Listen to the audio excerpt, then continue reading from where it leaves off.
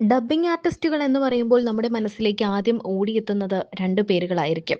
ഭാഗ്യലക്ഷ്മി, ദേവി. ഭാഗ്യലക്ഷ്മിക്കും ദേവിക്കും ശേഷം ഡബ്ബിംഗ് ലോകത്തേക്ക് ഒരു വലിയ ചർച്ചയായി മാറിക്കൊണ്ടിരിക്കുന്ന പേരാണ് RJ നീനുവിൻ്റേത്. ഇവരുടെ മക്കളെല്ലാവരും തന്നെ, അതായത് ഡബ്ബിംഗ് ആർട്ടിസ്റ്റ് ദേവിയുടെ മകൾ ഇപ്പോൾ സിനിമാ താരങ്ങൾക്കൊക്കെ ഡബ്ബ് ചെയ്യുന്നുണ്ട്.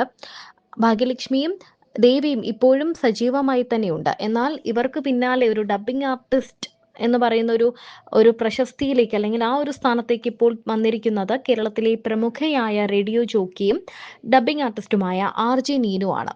റേഡിയോ മാംഗോയിലൂടെ പ്രശസ്തിയായ RJ നീനു നിരവധി ആരാധകരെ സ്വന്തമാക്കിയിട്ടുണ്ട്. കൂടാതെ മലയാളം ടെലിവിഷൻ പരമ്പരകളിലെ നിരവധി നായികമാരുടെ ശബ്ദത്തിലൂടെയും അവർ ശ്രദ്ധേയയാണ്.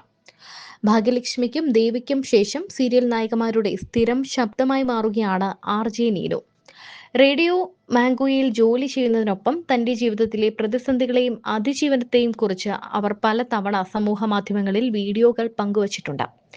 മൗനരാഗം എന്ന ജനപ്രിയ പരമ്പരയിലെ കല്യാണി എന്ന സംസാരശേഷിയില്ലാത്ത കഥാപാത്രം സംസാരിച്ചു തുടങ്ങിയപ്പോൾ ആ കഥാപാത്രത്തിന് ശബ്ദം നൽകിയത് നീനുവായിരുന്നു. കൂടാതെ കളിവീട്, മഞ്ഞിൽ വിരിഞ്ഞ പൂവ് തുടങ്ങിയ നിരവധി പരമ്പരകളിലെ കഥാപാത്രങ്ങൾക്കും നീനു ശബ്ദം നൽകിയിട്ടുണ്ട്. ഡബ്ബിങ്ങിലേക്ക് എത്തുന്നതിന് മുൻപ് തന്നെ RJ മുൻപും പലതവണ നീനു മാധ്യമ ശ്രദ്ധ പിടിച്ചു പറ്റിയിട്ടുണ്ട്. ഇൻസ്പിറേഷണൽ വാക്കുകളാണ് പലപ്പോഴും നീനു സോഷ്യൽ മീഡിയ വഴി പങ്കിടുന്നത്. ഒരു സെലിബ്രിറ്റിക്ക് ലഭിക്കുന്ന സ്വീകരണമാണ് പലപ്പോഴും നീനു നേടിയിട്ടുള്ളത്. ഇപ്പോൾ വീണ്ടും തന്റെ പ്രേക്ഷകർക്ക് ഒരു ഇൻസ്പിറേഷണൽ കഥയുമായി എത്തിയിരിക്കുകയാണ് നീനു. കുറച്ചു നാളുകൾക്ക് മുൻപേ ഒരു വീഡിയോ ഞാൻ പങ്കിട്ടിരുന്നു. അതിൽ പ്രതിസന്ധി ഘട്ടങ്ങളെ അതിജീവിച്ചുകൊണ്ട് ഞാൻ എത്തുമെന്നാണ് പറഞ്ഞിരുന്നത്. ശേഷം ഒരുപാട് ആളുകൾ തന്റെ വിവരം അന്വേഷിച്ച് മെസ്സേജ് അയച്ചു എന്നും നീനു പറയുന്നു.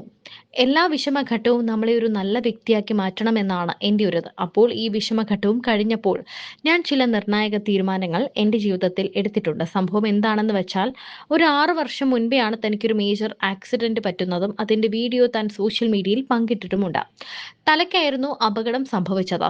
സാധാരണ ഒരു അപകടത്തെ അതിജീവിച്ചതുമാണ് ആളുകളെ ഹീറോസ്, ഫൈറ്റേഴ്സ് എന്നൊക്കെ വിളിക്കാവുന്നതാണ്. ശരിയാണെങ്കിൽ തന്നെയും അവരുടെ ജീവിതം നിരന്തരമുള്ള ഒരു ഫൈറ്റായി മാറുകയും ചെയ്യും.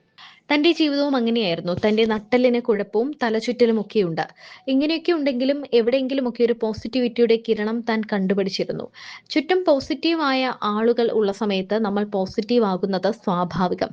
എന്നാൽ ചുറ്റും നെഗറ്റീവായ ആളുകൾ ഉള്ള സമയത്ത് അവിടെ നിന്നും പോസിറ്റീവ് ആകുന്നതാകും ഹീറോയിസം എന്നാണ് തന്റെ ഗുരുനാഥൻ പറയാറുള്ളത്. താൻ നിരന്തരമായി ശ്രമിച്ചുകൊണ്ടിരിക്കുന്നതും അതിനുവേണ്ടിയാണ്. ഈ പ്രതിസന്ധി ഘട്ടം വന്നപ്പോഴും ഞാൻ ശ്രമിച്ചത് അതിനുവേണ്ടിയാണ്.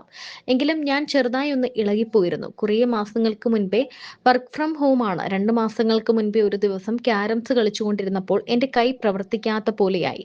കുറച്ചു സമയം കഴിഞ്ഞപ്പോൾ ശരീരത്തിന് ഭാരം കൂടുന്നത് പോലെയും താഴേക്ക് വീഴുകയും ചെയ്തു. ശരീരം മരവിക്കുന്ന പോലെയുള്ള ഫീലിലേക്ക് എത്തിയതും താൻ തിരിച്ചറിഞ്ഞു. സെമി പാരലൈസ്ഡ് പോലെയായി ഞാൻ. കുറച്ച് ദിവസങ്ങൾ കഴിഞ്ഞപ്പോൾ എനിക്ക് മനസ്സിലായി എൻ്റെ ശരീരം എഴുന്നേൽക്കാൻ പറ്റാതെയായെന്ന്. ഇത് സംഭവിച്ചപ്പോൾ ഞാൻ തളർന്നു പോയാലോ എന്ന ചിന്തയിലേക്ക് വരെ എത്തി.